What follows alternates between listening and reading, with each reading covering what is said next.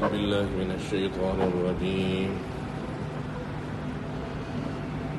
بسم الله الرحمن الرحيم. ألف لام ميم را تلك آيات الكتاب والذي أنزل إليك من ربك الحق ولكن أكثر الناس لا يؤمنون. گزشتہ آیت کا جو سورت کا اختتام تھا وہ اس بات کے اوپر تھا کہ قرآن مجید اگلی کتابیں جو پچھلی کتابیں گزر گئی ان کی تصدیق کرتی ہے اور اس میں ہر آیت کے بارے میں تفصیل سے احکامات موجود ہیں. باعث ہدایت ہے، مسلمانوں کے لیے باعث انعام اور باعث رحمت ہے. اس سورت کی ابتدا بھی اللہ جل شانہ صاف طور پر فرما رہے ہیں کہ یہ جو واضح کتاب ہے اور جو کتاب آپ کے رب کی طرف سے آپ پر نازل کی گئی یہ بالکل پکی ٹھکی اور سچی ہے، لیکن اکثر لوگ ایمان نہیں لاتے. تو ایک سورت کا ربط دوسری سورت سے بالکل صاف، بے غبار اور ظاہر. الف لام میم را حروف مقطعات میں سے جس کے معنی، مفہوم اور مراد اللہ ہی بہتر جانتے ہیں. تلک آیات الکتاب، یہ آیات ہیں قرآن مجید کتاب کی.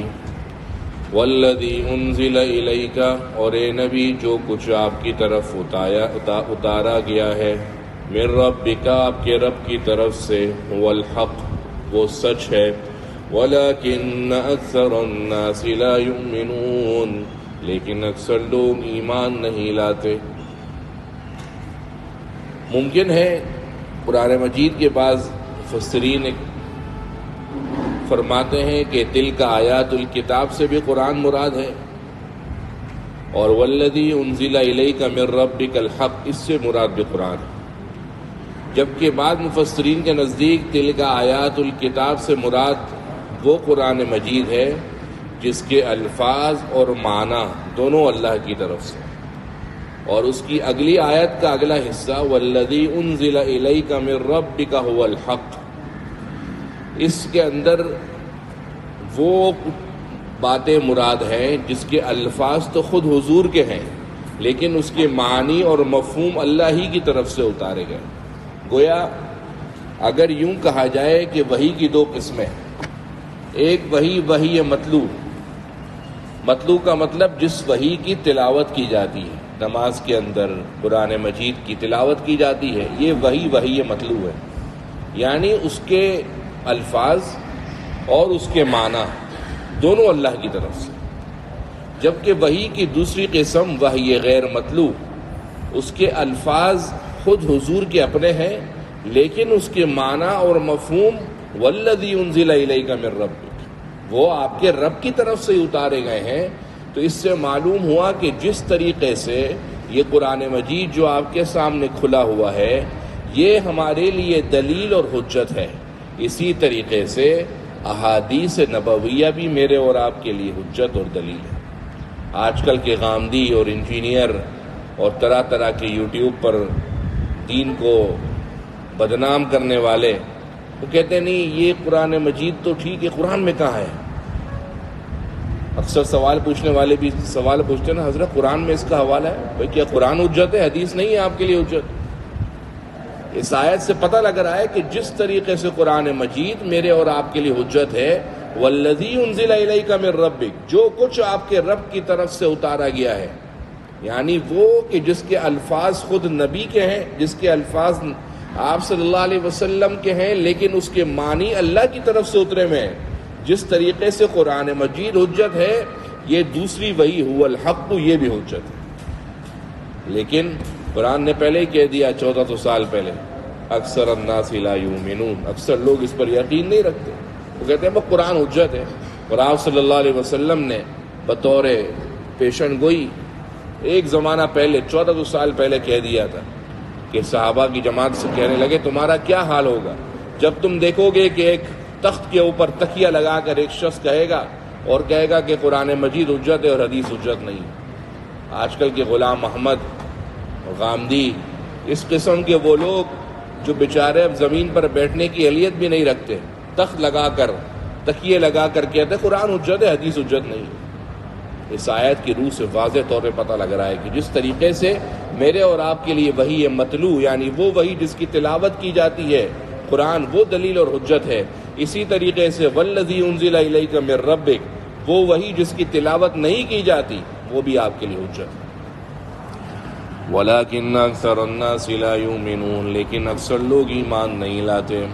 اللہ الذی رفع السماوات بغیر عمد، اللہ وہ ذات ہے الذی جو رفع السماوات جس نے آسمانوں کو بلند کیا، بغیر عمد بغیر ستون کے، ترونہا تم اس کو دیکھ رہے ہو، ثم استوى علی العرش پھر وہ قائم ہوا عرش کے اوپر، وسخر اور اس نے کام میں لگا دیے تمہارے لیے، الشمس سورج کو، والقمر اور چاند کو، کل یجری سب کے سب چل رہے ہیں، لاجل مسمی ایک مقررہ مدت کے لیے، یدبر الامر اللہ تمام معاملات کی تدبیر کرتا ہے، یفصل الآیات اور وہ تمام آیتیں کھول کر بیان کرتا ہے، لعلکم بلقاء ربکم توقنون تاکہ تم اپنے رب کی ملاقات کا یقین کرنے لگو. اللہ کی قدرت اور توحید کاملہ کا ذکر ہے. چنانچہ آیت نمبر 2 میں اللہ فرما رہے ہیں اللہ الذی، اللہ وہ ذات ہے جس نے رفع السماوات آسمانوں کو بنایا، بغیر عمد بغیر ستون کے، ترونہا تم اس کو دیکھ رہے ہو. سر اٹھائیے، آنکھیں باہر دیکھیے اور دیکھیں نیلے آسمان کے آس پاس کوئی ستون دکھتا ہے؟ قرآن مجید صرف پڑھنے کے لیے نہیں ہے، یہ اپنی زندگی کے اوپر فٹ کرنے کے لیے بھی ہے. جب قرآن کہے نا کہ تم اس کو دیکھتے ہو تو سر اٹھا کر آنکھوں سے دیکھا بھی کریں تاکہ اللہ کی قدرت کاملہ کے اثرات دکھیں. آپ کے سامنے یہ مسجد ہے، اس مسجد کے خالی اگر درمیانے ستون کا حساب لگا لیا جائے جو دکھتے ہیں، ایک تو وہ ہے جو پلر ہے، ایک وہ ہے جو دیواروں کا حصہ بن گئے، جو بیم کا حصہ بن گیا، اس کے علاوہ کے خالی ستون 10 ہیں اتنی سی مسجد کے. اور سامنے جو اتنی بڑی چٹان کھڑی ہوئی ہے، نیلو آسمان ایک لمبی چادر اوڑا ہوا ہے. اللہ فرماتے ہیں کہ یہ دیکھو رب کی ایسی قدرت ہے، کوئی ستون نہیں ہے. اور ایسا نہیں کہ اللہ تم کو ایمان بالغیب کی تعلیم دے رہا ہے، یہ ایمان بالغیب تھوڑا ہی ہے. ترونہا تم اپنی آنکھوں سے دیکھ رہے ہو، اتنے بڑے نیلو آسمان کے اوپر کسی قسم کا کوئی ستون نہیں ہے. فلاسفہ کہتے ہیں کہ یہ جو ہم نیلا اپنے سر کے اوپر نیلی چھت دیکھتے ہیں جس کو ہم آسمان سے تعبیر کرتے ہیں، وہ کہتے ہیں یہ آسمان نہیں ہے، آسمان تو اس سے اوپر کوئی اور ہے. بلکہ یہ ہوتا یہ ہے کہ زمین کا جو یہاں سے جو اوپر کا حصہ ہے یعنی ستارے، اور ستارے کے اوپر اندھیرا ہے، یعنی جو دنیا کا بظاہر دکھنے والا حصہ ہے وہاں پر ستارے ہیں جس سے روشنی پڑ رہی ہے، اور اس سے اوپر اندھیرا ہے. تو جب اس طریقے سے روشنی کے اوپر کافی اندھیرا ہو تو دیکھنے والے کو نیچے سے نیلا رنگ دکھتا ہے. جیسے جس دریا اور ندی کا پانی زیادہ گہرا ہو تو وہ دریا اور ندی کا پانی آپ کو نیلا دکھتا ہے، حالانکہ نیلا ہوتا نہیں ہے. آپ پانی اٹھا کر دیکھ لیں تو نیلا تو نہیں ہے. تو نیلا دکھتا اس لیے ہے کہ اوپر سے سورج کی انتہائی آفتاب کی مہتاب کی شعاعیں پڑ رہی ہیں، اور وہ شعاعیں پڑنے کے بعد کراس نہیں ہو رہی، اور اس کے بعد نیچے بالکل جا کر سمندر کی تہ میں تو اندھیرا ہے.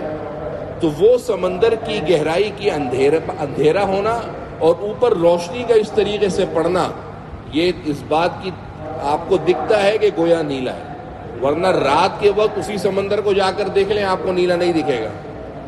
رات کے وقت وہی سمندر آپ کو نیلا نہیں دکھے گا کیونکہ آفتاب کی شعاعیں نہیں پڑ رہی.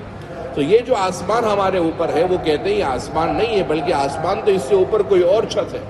یہ تو جو آسمان کا نیلا رنگ دکھ رہا ہے، اور نیلا رنگ دکھنے کی وجہ یہ ہے کہ ستاروں کی روشنی اور اوپر کا اندھیرا جب دونوں ملتے ہیں تو نیچے کسی کھڑے ہونے والا شخص جب دیکھتا ہے تو اس کو نیلا پن دکھتا ہے. لیکن اکثر فلاسفہ اور محققین کے نزدیک یہی آسمان ہے جو نیلا ہم کو بادلوں سے ہٹ کر انتہائی چھت کے اوپر اور بلندی کے اوپر دکھتا ہے.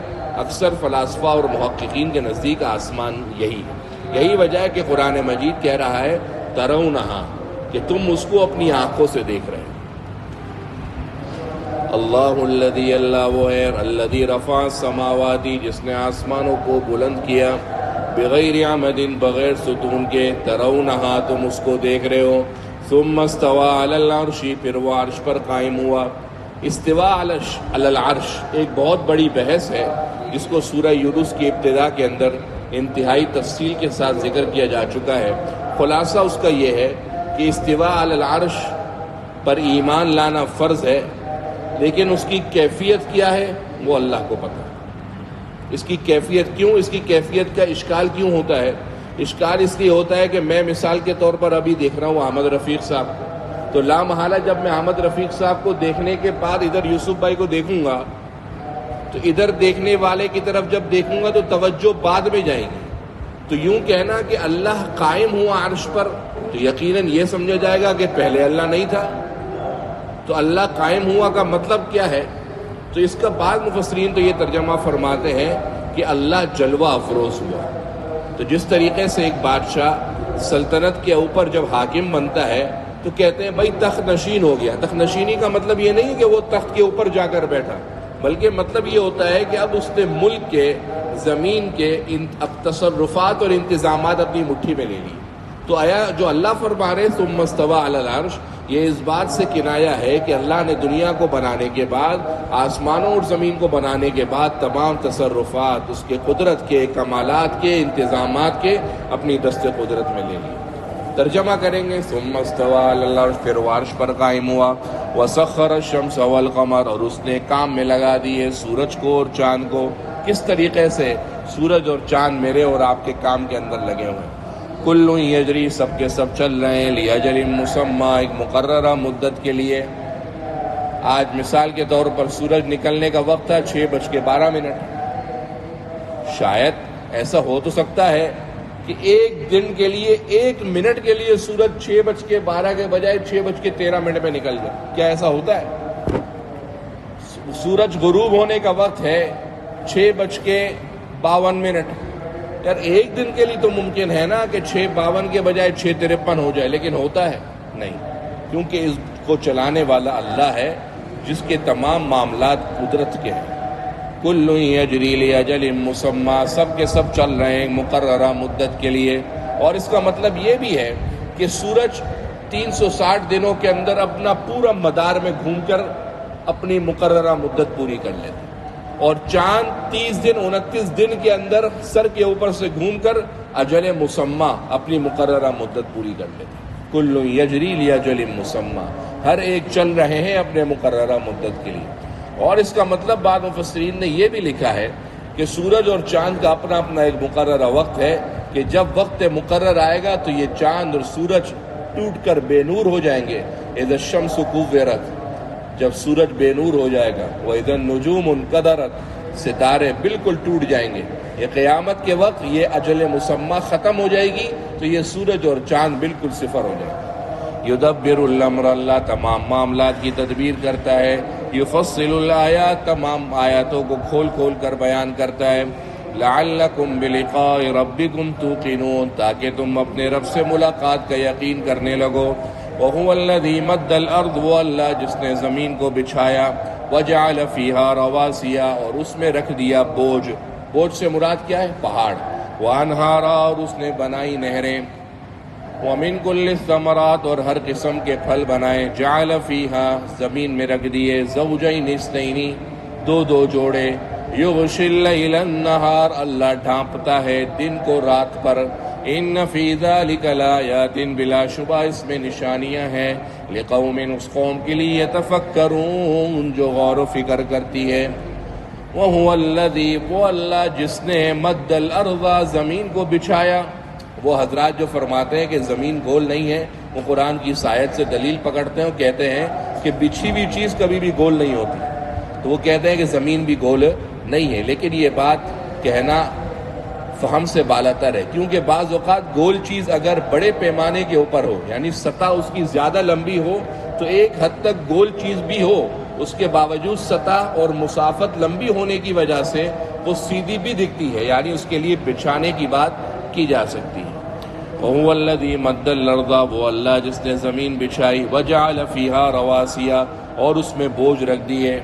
اللہ نے جب زمین بنائی تو زمین ہلتی تھی، فَجَعَلَتِ الْأَرْضُ تَمِيدُ، روایات کے اندر ہے وہ زمین ہلنے لگی، اللہ نے اس کے اوپر بڑے بڑے پہاڑ بطور بوجھ کے رکھ دیے تاکہ وہ زمین کیا ہو جائے، ساکت ہو جائے اور رک جائے۔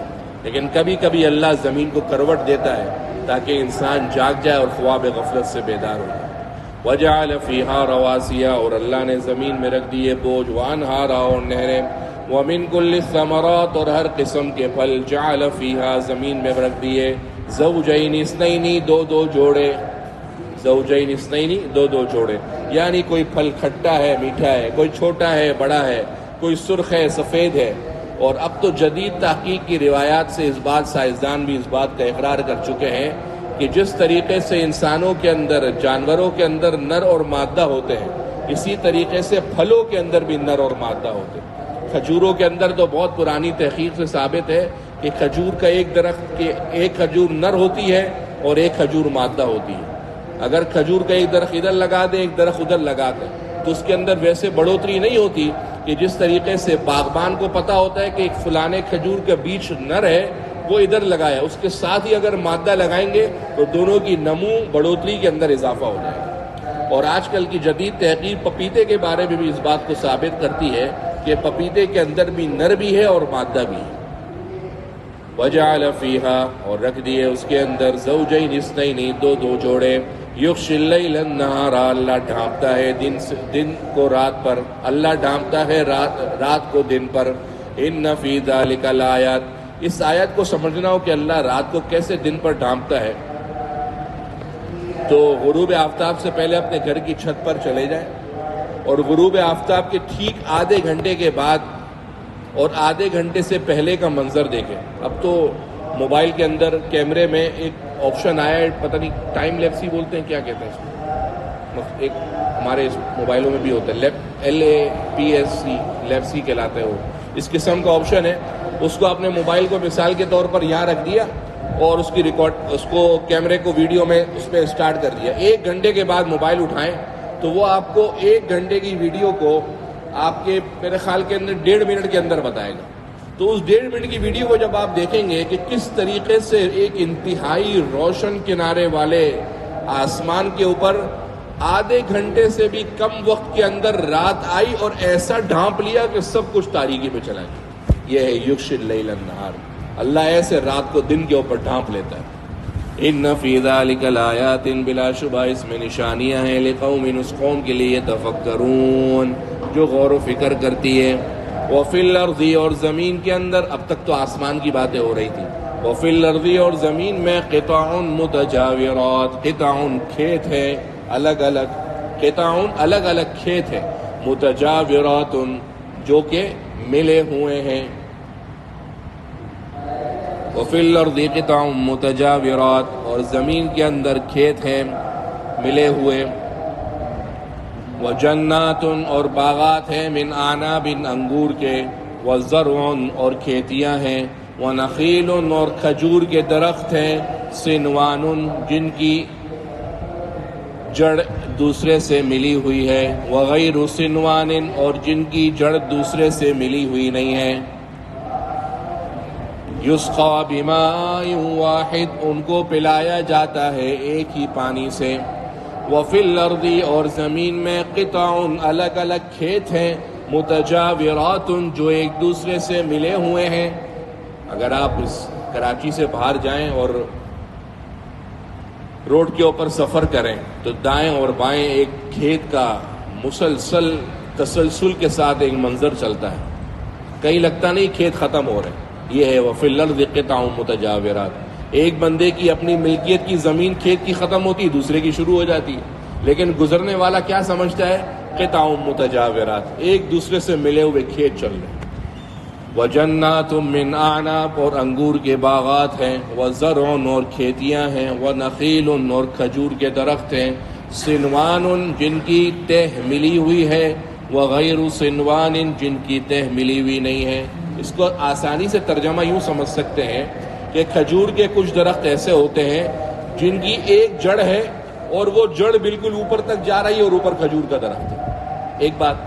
دوسرا وغیر صنوان، کھجور کی جڑ ایک ہے، اس میں سے شاخیں نکلی، شاخیں نکل کر ان شاخوں کے اوپر بھی کھجور ہے. آئی بات سمجھ میں؟ صنوان کا مطلب کہ جن کی ملی ہوئی ہے، وغیر صنوان اور ملی ہوئی نہیں ہے، یعنی ایک جڑ والے اور زیادہ جڑوں والے. قرآن بتانا یہ چاہتا ہے کہ دیکھو زمین میں الگ الگ کھیت ہیں، باغات ہیں، کھیتیاں ہیں، کھجور کے درخت ہیں، ایک جڑ والے اور ایک سے زائد جڑ والے. لیکن اللہ بتانا خالی یہ نہیں چاہ رہا، بتانا مقصد کی بات یہ ہے کہ یسقا بماء واحد. ایسا نہیں ہے کہ انگور کو دیا جانے والا پانی الگ ہے، کھجور کو دیا جانے والا پانی الگ ہے. کھیت کے اندر کھیتی کرنے والا الگ قسم کا پانی ڈال رہا ہے اور کھجور اور انگور کے باغات میں پانی الگ قسم کا ہے. نہیں نہیں نہیں، یسقا بماء واحد، سب پر ایک ہی قسم کا پانی ہے. ایک پانی سب پر ڈل رہا ہے، لیکن ایک سے کھیت نکل رہا، ایک سے کھیتیاں بن رہی، ایک سے انگور بن رہا، اس کے باغات بن رہے، ایک سے کھجور اور اس کی تہیں بن رہی. اور عجیب بات یہ ہے کہ ایک ہی پانی سے ایک ہی کھجور کا درخت نکلا اور اس کھجور کے ایک ہی درخت میں ایک پانی سے ایک جڑ نکلی اور اوپر تک چلی گئی، اور اسی پانی سے ایک جڑ کے ساتھ اتنی شاخیں نکلی اور اوپر تک چلی گئی. یہ ہے اللہ کی قدرت. اس سے یہ بھی پتہ ہوا کہ بعض اوقات والدین کی تربیت ایک ہی ہوتی ہے لیکن بچوں کی استعداد الگ الگ ہوتی ہے. تو ایک بچہ اچھا نکلتا ہے، ایک بچہ کورا نکلتا ہے. استاد تو اپنی پوری محنت سے سبق پڑھا رہا ہے. جس طریقے سے ایک پانی کھیتی کرنے والا ایک ہی پانی کھیت میں ڈال رہا ہے، لیکن الگ الگ قسم کی استعداد کے ساتھ، الگ الگ قسم کی قابلیت کے ساتھ الگ الگ چیزیں رونما ہو رہی ہیں. استاد تو اپنی محنت پوری کر رہا ہے، ایک طالب علم کے اسی استاد سے پڑھ کر 100 نمبر آ رہے ہیں اور ایک الگ طالب علم کے اسی استاد سے پڑھ کر 0 نمبر آ رہے ہیں. یسقا بماء واحد. معلوم ہوا کہ صرف پڑھانے والا اور صرف تربیت کرنے والے کا فرق نہیں ہے، بلکہ آپ کے اندر کتنی استعداد ہے، کتنی قابلیت ہے، یہی فرق ہے. ہم کبھی بیان سننے کے لیے جاتے ہیں تو بیان کے بعد گھر والے ملے یا کچھ دوست احباب ملتے ہیں تو کہتے ہیں کہ یار آج کے بیان میں اتنا مزہ نہیں آیا. اور میں کہتا ہوں کہ نہیں یار، آج کا بیان تو بڑا زبردست ہے. تو ہم نے مولانا سے کہا کہ حضرت یہ کیا سمجھ میں نہیں آتا کہ ایک ہی افراد ہے اور ایک کو بیان بولتا ہے اچھا لگا اور ایک بولتا ہے اچھا نہیں لگا. تو کہنے لگے طلب کا فرق ہے کہ کون کتنی طلب لے کر آتا ہے. جس کی طلب اور تڑپ زیادہ ہوگی اس کو وہی نصیحت کی باتیں دل پر زیادہ کارگر اور مؤثر ثابت ہوں گی. جس کی طلب اور تڑپ میں فرق ہوگا اس کو وہی نصیحت کی باتیں کم لگیں گی. جو بندہ زیادہ طلب اور تڑپ کے ساتھ اس کورس کے اندر آئے گا، شرکت کرے گا، قرآن سمجھے گا، اس طلب اور تڑپ کے اوپر فیصلہ ہوگا.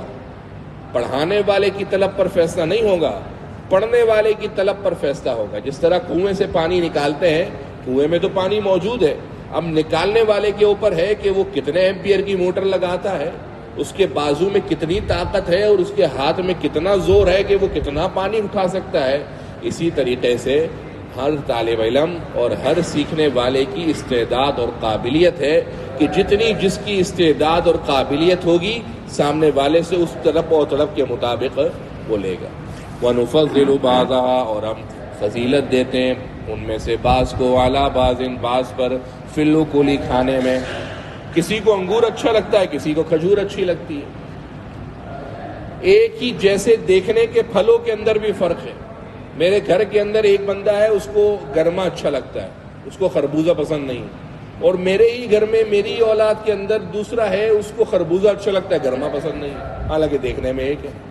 یہ ہے وَنُفَضِّلُ بَعْضَهَا عَلَىٰ بَعْضٍ. کیونکہ اگر سب کو ایک ہی چیز پسند آئے گی تو بیچارے ایک فروٹ والے کا فروٹ چلے گا، دوسرے کا چلے گا ہی نہیں.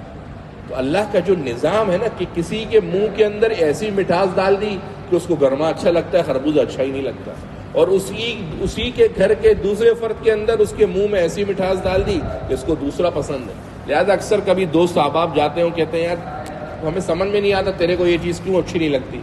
تو بھائی یہ سمجھ کا مسئلہ نہیں ہے، یہ اللہ کا بنائے ہوئے نظام کا فرق ہے کہ اگر سب کو ایک ہی چیز اچھی لگ جائے گی تو بیچارہ وہی ریسٹورنٹ چلے گا اور دوسرا چلے گا ہی نہیں. لیکن ایسا ہوتا نہیں ہے. کسی کو پھیکا پسند ہے, کسی کو تیکھا پسند ہے. وَنُفَضِّلُ اور ہم ترجیح دیتے ہیں بعضا بعض کو علی بعض بعض پر فی الأکل کھانے میں. ان فی ذلک لآیات اس کے اندر نشانیاں ہیں لقوم اس قوم کے لیے یعقلون جو سمجھ رکھتی ہے, جو عقل رکھتی ہے. بہت آسان سا تھا. یہ درس ایسا ہے کہ میں خالی اس کا ترجمہ اگر 4 دفعہ بھی کر لوں تو ابھی میں 1 صفحہ اور بھی پڑھا چکا ہوتا. لیکن اس طریقے سے سبق پڑھانا نہیں ہے. صرف کوٹا پورا نہیں کرنا کہ بھائی میں کہاں تک پہنچ گیا. اس طریقے سے سبق سننا ہے اور اس طریقے سے سبق پڑھانا ہے کہ پتہ لگے کہ بھائی قرآن کے بارے میں مشہور ہدایت کی کتاب ہے اور قرآن پڑھتے ہیں تو رونگٹے کھڑے ہو جاتے ہیں. تو آیا بھائی اس قرآن میں ایسا ہے کیا کہ پڑھتے ہیں تو اللہ کی قدرت زیادہ دکھتی ہے. اور یہی صحابہ جب قرآن پڑھتے تھے تو ان کا ایمان زیادہ کیسے ہوتا تھا؟ جب یہ معنی مفہوم کے ساتھ سمجھ کے قرآن پڑھیں گے تو پتہ لگے گا کہ ایمان زیادہ کیسے ہوتا تھا. وَإِن تَعْجَبْ اے نبی اگر آپ کو تعجب ہے فَعَجَبٌ قَوْلُهُمْ تو تعجب تو ان کی اس بات پر بھی ہے اَإِذَا كُنَّا تُرَابًا کہ جب ہم مٹی ہو جائیں گے أَإِنَّا لَفِي خَلْقٍ جَدِيدٍ کیا پھر ہم نئے سرے سے پیدا ہوں گے. یعنی کافر کہتے تھے کہ بھائی جب ہم مٹی ہو جائیں گے تو کیا ہم مٹی ہو جانے کے بعد ریزہ ریزہ ہو جانے کے بعد منتشر ہونے کے بعد کیا ہم نئے سرے سے پیدا ہو جائیں گے. تو اللہ نے اس کا جواب پچھلی آیتوں کے اندر اپنے اتنے زیادہ توحید کے قدرت کے اتنی نشانیاں پچھلی 3-4 آیتوں کے اندر بتائیں کہ جب اللہ یہ سب چیزیں کر سکتا ہے جو کہ تھی نہیں تو اللہ وہ کیوں نہیں کر سکتا جو تھوڑی بہت ہے. مثال سمجھانے کے لیے ادھر پنکھا لگا ہوا ہی نہ ہو اور پنکھا لگانا ہو اور پنکھا لگا ہوا ہو اس کو ٹھیک کرنا ہو, کون سا کام زیادہ آسان ہے؟ کہ جب ایک چیز لگی بھی نہیں ہے اس کو جانا مارکیٹ سے خریدنا, اس کے لیے بندے کو بلانا اور پھر لگانا, اور ایک چیز لگی ہوئی ہے اس کا خالی بٹن ٹھیک کرنا. تو آسان تو وہ ہے کہ جس کی خالی ریپیئرنگ کرنی ہے. اللہ کی جو پچھلی آیتوں کے اندر اللہ دلیل کے طور پر کافروں کو اور مجھے اور آپ کو سمجھانا چاہ رہا ہے وہ یہ ہے کہ بھائی کہ جب تم کچھ تھے ہی نہیں اور ہم نے تم کو بنا دیا, یہ پھل بوٹے اور پہاڑ کچھ تھے ہی نہیں اور ہم نے بنا دیا, تو انسان قبر میں کچھ نہ کچھ تو موجود ہے نا. جب ہم اس کو بنا سکتے ہیں تو اس کو کیوں نہیں بنا سکتے؟ آئی بات سمجھو. اولئک الذین کفروا بربہم یہ وہ لوگ ہیں جنہوں نے اپنے رب کا انکار کیا. واولئک الاغلال فی اعناقہم قیامت کے دن توق ہوں گے ان کی گردنوں میں. اغلال توق فی اعناقہم ان کی گردنوں میں. واولئک اصحاب النار یہ آگ والے ہیں. یہ لوگ کون ہیں؟ اصحاب النار آگ والے. ہم فیہا خالدون جس میں وہ ہمیشہ رہیں گے.